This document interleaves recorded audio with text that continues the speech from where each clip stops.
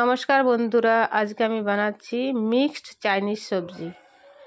তো mixed Chinese সবজির জন্য এই যে আমি কড়াইটা বসিয়ে দিচ্ছি।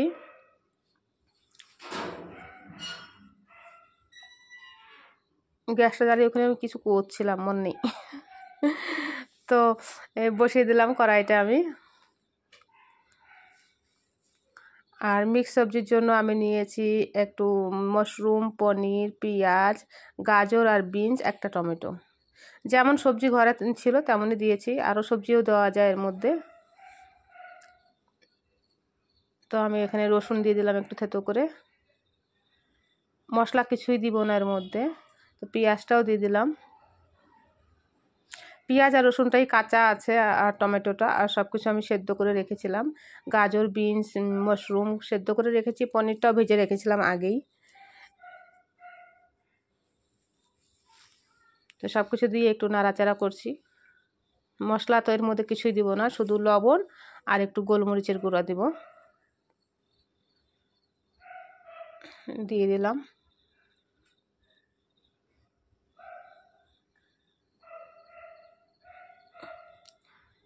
তো বাটিটা ওখানে আমি রেখেছি ওই কর্নফ্লাওয়ার মিলানোর জন্য।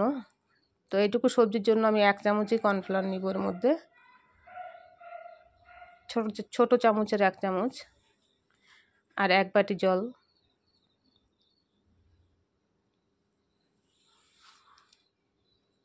ভালোই লাগে সবজিটা খেতে, আমি খেয়ে দেখেছিলাম, ভালো লাগছিল।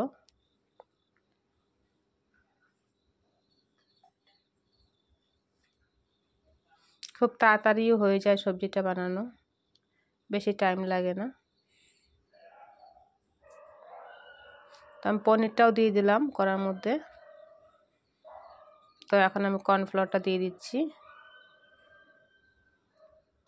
বাস একটু ফুটবে, একটু ঝোলটা একটু কম হয়ে গেলেই হয়ে গেল। তো আমি ধনেপাতা দিয়ে দিলাম।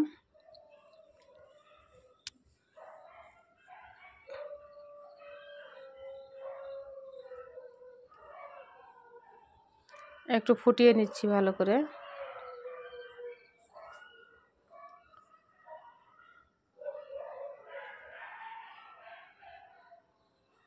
ফুটে গেছে সবজিটা, এই দেখুন। 1-2 মিনিট ফুটালেই হয়ে যায়, বেশিক্ষণ লাগে না।